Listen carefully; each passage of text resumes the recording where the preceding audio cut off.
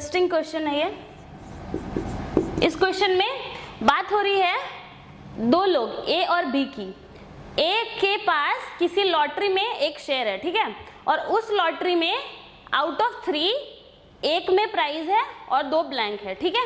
उसके बाद बी के पास किसी लॉटरी में 3 शेयर है, जिसमें से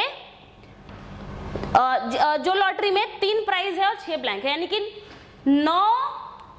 9 टिकट्स में 3 में प्राइज है और 6 में ब्लैंक है। तो आपसे पूछा जा रहा है कि ए के सक्सेस और बी के सक्सेस का कंपैरिजन करें, ठीक है। कंपैरिजन माने कि रेशियो। तो चलो सबसे पहले ए की बात करते हैं। तो ए के जीतने के चांसेस, तो मान लो कि लेट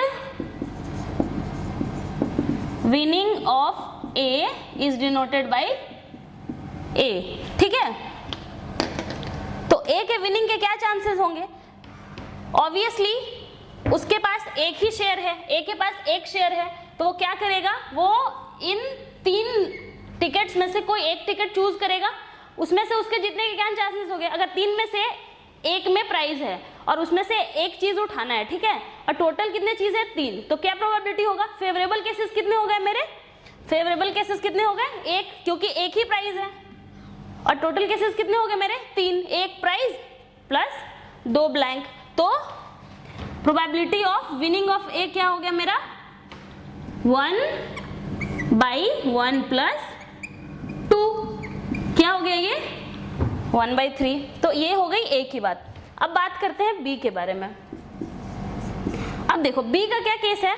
बी एक 9 टिकट्स वाले लॉटरी में से 3 टिकट्स उठाएगा, ठीक है। तो वो जीत कब सकता है?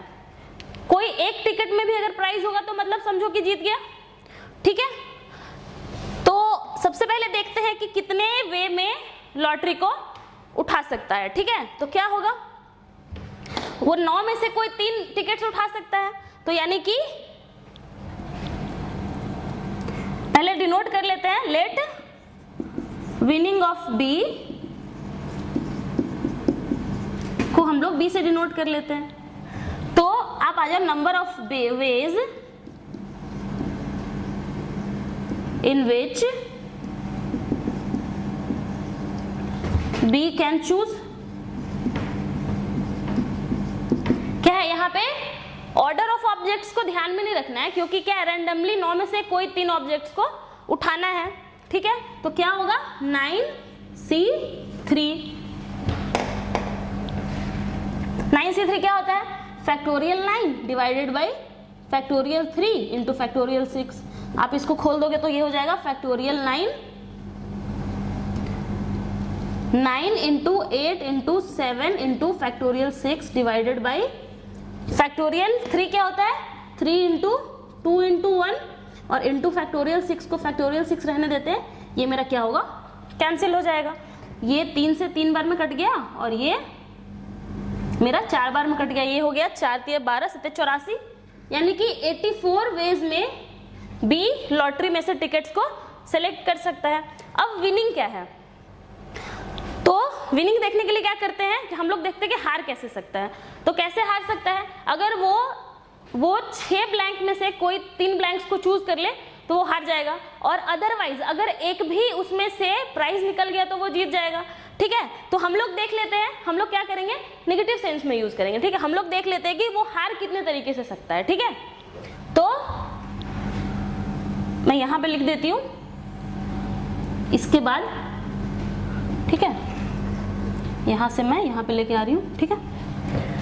तो number of veg in which B can choose a blank, कितना होगा? 6C3, क्योंकि कोई भी 6 ब्लैंक में से वो एक ब्लैंक को चूज कर सकता है, ठीक है। और उस कितनी बार चूज करेगा? बस उसके पास कितने शेयर्स है? 3 शेयर्स है, ठीक है। तो हो सकता है कि तीनों का तीनों उसने निकाला और तीनों ब्लैंक निकल आया, ठीक है। तो इस केस में क्या होगा कि वो हार जाएगा। तो ये देखो 6C3, ये मिलेगा आपको factorial 6 divided by factorial 3 into factorial 3। तो ये आपको मिलता है 6 into 5 into 4 into factorial 3 divided by factorial 3 is equal to 6 into factorial 3। ये मेरा कैंसिल हो गया, ये 6 कट गया 20। ठीक है, तो ये मेरा क्या हो गया, वेज ऑफ लूजिंग, क्योंकि ये क्या है ब्लैंक, ब्लैंक माने लूजिंग। तो टोटल तरीके हो सकते थे 84, जिसमें से वो चूज कर सकता था आउट ऑफ 9। ठीक है, अब 20 तरीके से चूज करेगा अगर वो, तो हार जाएगा। तो जीतने के क्या हुए, तो अब मेरा मिलेगा मुझे वेज ऑफ विनिंग।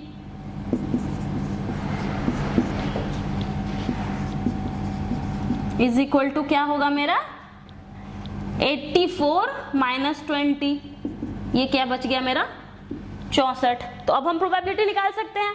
मुझे मेरा वेज ऑफ विनिंग पता है और मुझे मेरा टोटल नंबर पता है। ठीक है, ये हो गया मेरा टोटल नंबर ऑफ वेज। तो अब हम निकालते हैं प्रोबेबिलिटी ऑफ बी।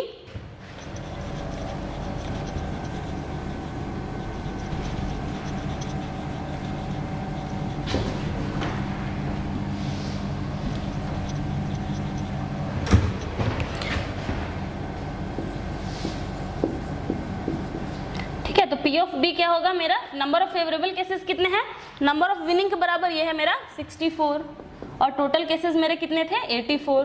तो ये हो गया मेरा, आप काट दो, ये हो जाएगा, आप इसको काट सकते हो 4 से 16 और ये हो गया मेरा 21। तो ये हो गया मेरा 16/21। लेकिन हमें प्रोबेबिलिटी ऑफ A या प्रोबेबिलिटी ऑफ B नहीं पूछ रहा है, हमसे क्या पूछ रहा है, we have to compare the probability of A success to B success। यानी कि हमें क्या करना होगा, P of A is to P of B calculate करना है।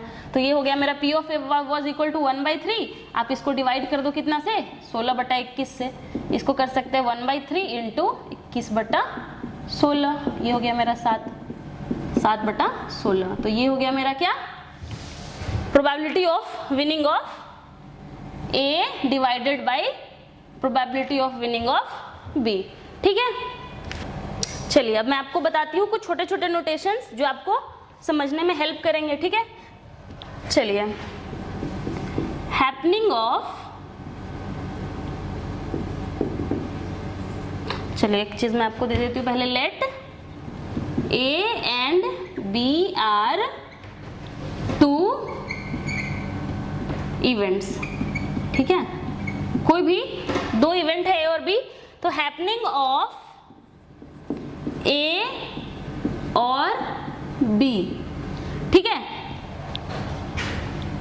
हैपनिंग ऑफ A और B यानी कि कोई दो इवेंट्स हैं A और B, उसमें से या तो A अकर होगा या तो B अकर होगा।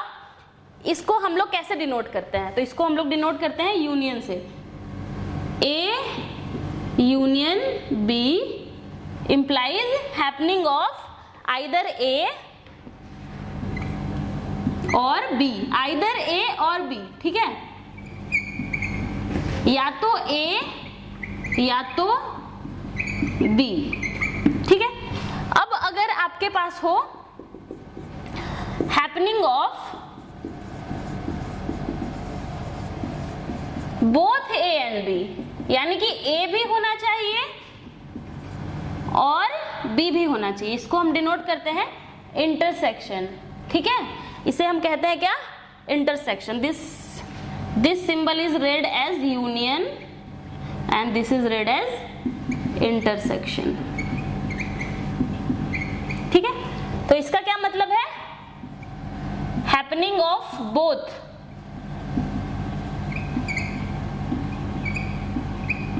A and B। उसके बाद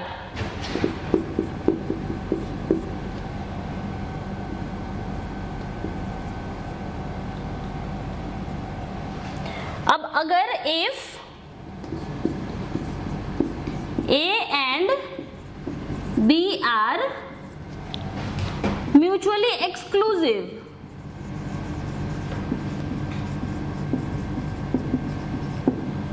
ठीक है, म्यूचुअली एक्सक्लूसिव यानी कि नथिंग इन कॉमन, दोनों क्या है म्यूचुअली एक्सक्लूसिव है, मतलब अगर एक हो रहा है तो एक उसके साथ दूसरा नहीं होता है, ठीक है। ये मैंने आपको स्टार्टिंग में बताया था म्यूचुअली एक्सक्लूसिव का मतलब। तो अगर A and B mutually exclusive हो देन हम कहते हैं that A intersection B is equal to nothing, ठीक है। क्योंकि देखो अगर ए और बी म्यूचुअली एक्सक्लूसिव है, इसका मतलब हमें पहले से पता है क्या कि ए और बी एक साथ नहीं हो सकते, और ए इंटरसेक्शन बी का मतलब क्या होता है कि happening of both A and B. तो अगर एक बार में ए हो रहा है तो बी तो होगा ही नहीं ना, तो फिर क्या होगा, दोनों का इंटरसेक्शन 0 होगा, ठीक है। 0 नहीं होगा, 5 होगा, ठीक है। इसको नथिंग कहते हैं, ठीक है। दिस इज 5, ठीक है। तब चौथा पॉइंट देखिए, अगर probability of A intersection B bar निकालना हो तो ये बराबर होता है probability of A minus probability of A intersection B. ये कैसे होता है, आइए मैं आपको इसका प्रूफ दिखाती हूँ, ठीक है। वेन डायग्राम की मदद से हम लोग इसका प्रूफ करेंगे। तो मान लो हमने ये मेरा बना दिया space A, this is my A space, और ये मैंने बना दिया बी स्पेस। तो ये मैं ए को कर दे रही हूं शैडो, ठीक है। मैंने पूरा ए को शैडो कर दिया है, और आप देखो ये क्या हो गया मेरा, ये देखो ये पोर्शन आप जो ये शैडो पोर्शन देख रहे हो ये क्या है मेरा, ए भी है और बी भी है, तो इसको हम क्या कहेंगे, both A and B, A intersection B. ये पोर्शन देखो, इसको हम क्या कहेंगे, इसमें ये पोर्शन में फ्रॉम हियर टू ये पूरा दिस पोर्शन, ये क्या है मेरा, इसमें ए तो है लेकिन बी नहीं है, तो इसे हम क्या कहेंगे, ए इंटरसेक्शन बी बार, क्योंकि ए है लेकिन बी नहीं है, बी को हमने क्या किया है, यहां से डिलीट कर दिया है। अच्छा ठीक है, अब चलो, अब ये मेरा पूरा क्या होगा, ये पूरा मेरा क्या है, ये मेरा पूरा क्या है, ये मेरा पूरा है टोटल ए है, ये हमने पहले से लिख रखा है। तो आप यहां से देख के बता सकते हो that P of A is equal to क्या होगा, मेरा ये पोर्शन और प्लस मेरा ये पोर्शन जो मेरा पूरा कलर किया हुआ है। तो ये इसको हम लोग लिख सकते हैं प्रोबेबिलिटी, इसको हम लोग लिख सकते हैं हाँ, प्रोबेबिलिटी ऑफ दिस पोर्शन यानी कि ए इंटरसेक्शन बी डैश,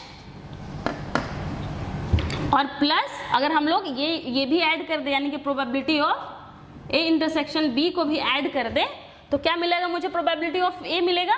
तो यहां से हम लोग क्या लिख सकते हैं, probability of A intersection B dash, क्या करेंगे, पी ऑफ ए माइनस, इसको इधर ले आए हैं, P of A intersection B, ठीक है।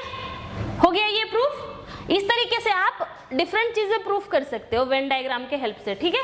ये तो मैंने एक पॉइंट आपको बता दिया, आप इस तरीके से दूसरी चीजें भी प्रूफ कर सकते हो, ठीक है।